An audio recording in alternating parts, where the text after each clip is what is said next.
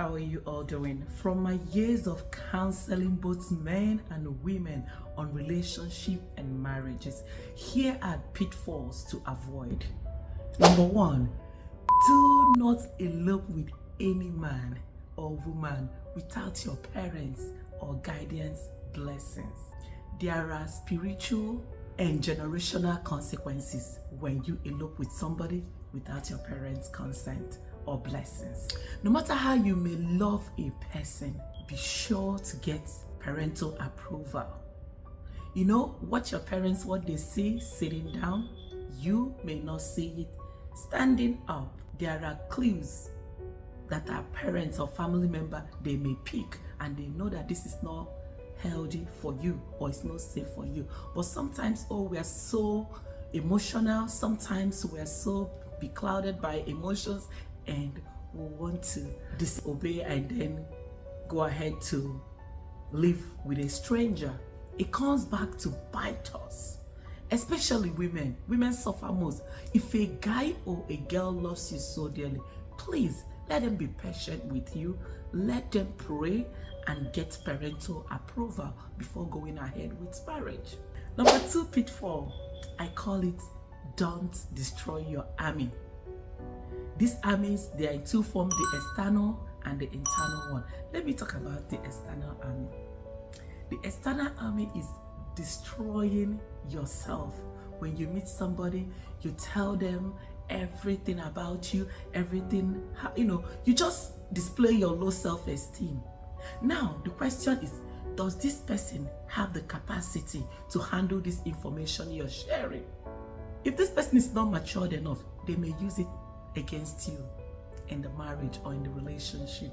Or after a while, maybe after a month or two, they're gonna discard or stop the relationship. They're gonna either not be interested in the relationship anymore.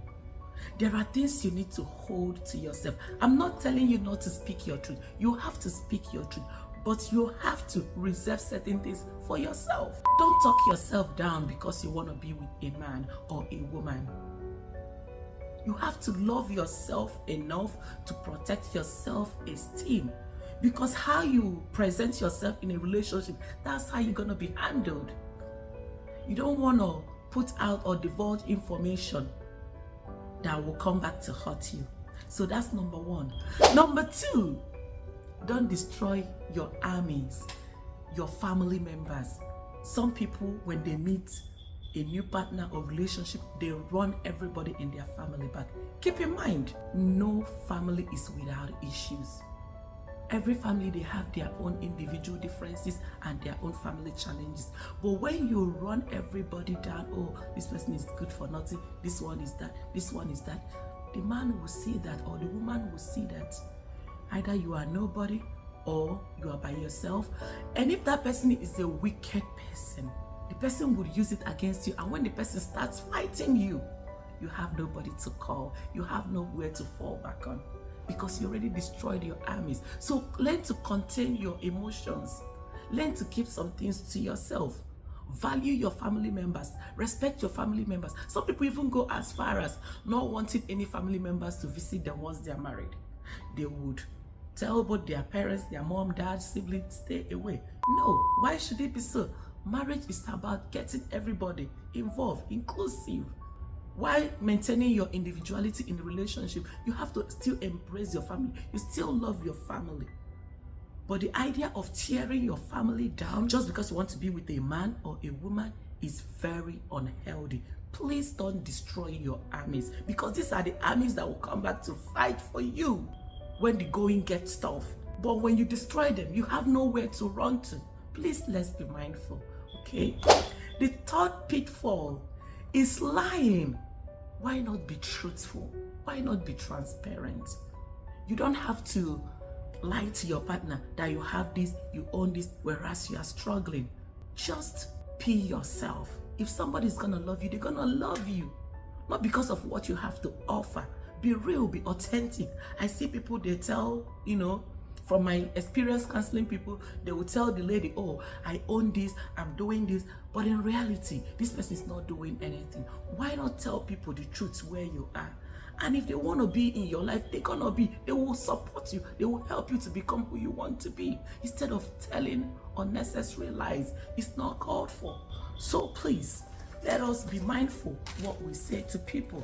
Number 4, please get something doing. Relationship is not a means to save anybody. I'm saying this to both the man and to the woman. Don't marry because you want somebody to save you. Please save yourself. Learn a work. Find something doing. I know I see some people, they sit back, oh, they don't want to do anything. When I get married, the man will take my responsibility and responsibility of my family. Or some guys will sit back, they want to marry a rich lady, and then the lady will take care of him and his family. Please, this destroys relationship. Get something doing.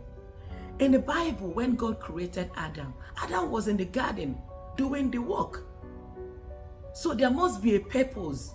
You must be doing something before you look for a partner. But when you're not earning anything, at a point, the burden is going to get much, either on the man or on the woman. Then there'll be friction in the relationship. Please get some, no matter how little, just get something you are doing to support the family. It's very important. Don't marry somebody because of what you can benefit from this person, or you know, oh, this person is making this amount of money, or this, or she's making this. No, please. Get something doing. It makes the relationship sweet and smooth. Don't go begging for money. You just sit idle and you're waiting for this person to provide all your need. No, that is wrong. That has destroyed relationship. Please keep yourself busy. Be a Proverb 31 woman. And for the guy, please, you need to be like Adam. You need to have something doing, a vision, a goal that you're working on before you can bring somebody in. I usually have this analogy I give to people when I counsel them. I say, if you're making certain amount of money and you bring in somebody, just know that that money is cut short into 50% because you have to take care of the other person. Then when a child comes in, that money is cut into 75%. So all you have is 25%. So if you're making this amount of money after marriage, first child, second child, your financial capacity drops. So you need to do something that keeps you balanced. Finally, the mistake people make in a relationship is bringing in the third party in a relationship. I tell people, if you cannot handle your issues, there's no point getting into any relationship or into marriage. Because relationships, serious relationship and marriage, they are for matured people. Now, I'm not saying don't bring in people, like you can bring in somebody who you know is either a spiritual director or somebody who is matured enough to help you all. This person must not take side with anybody. It must not be biased. Just be a neutral person. So if you must bring in third party in your relationship, make sure the person you are bringing is neutral. It may not necessarily be a family member. Either a priest, a counselor, somebody who is more matured in the relationship. Let me tell you what happens when you bring your family into the relationship. Your partner may forgive you, but your family, they may not forget. They may forgive you, but they will not forget. They will also use it against you. Learn to solve your problem by yourself. If you cannot solve your problem by yourself, it's tough. Because when you bring in third party, anything, little thing happens, you call your father, you call your mother, you call your sibling, you tell them, oh, how your partner is, how this one is that. You are running your partner down. You are exposing your partner. You're making your partner look weak.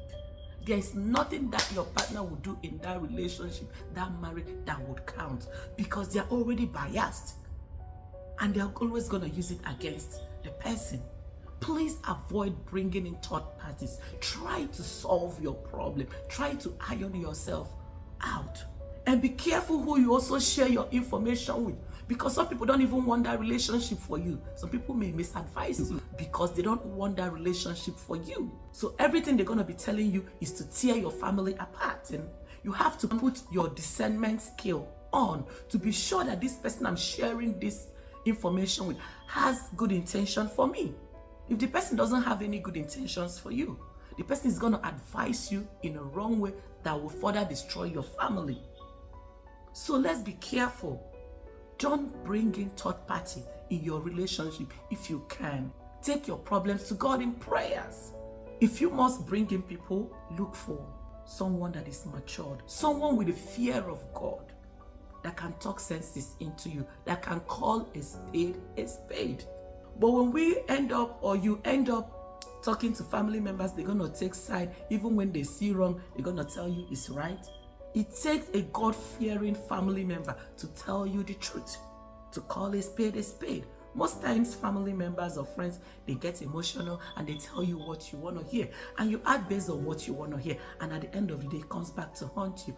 Please, let's understand that marriages and relationship is a sacred institution and it must be respected in all angles. Please, protect your family. And I pray this message blesses you. And I pray for those who are going through turbulence and challenges in their marriages, in their home, in their relationship, and they are unsure of where they are going to, that God will breathe in a new life, that God will restore them, that God will give them peace in the name of Jesus. Please do me a favor, share my video, like, subscribe. Do have a fantastic and a blessed day. I love you so dearly. Bye for now. Chigozie.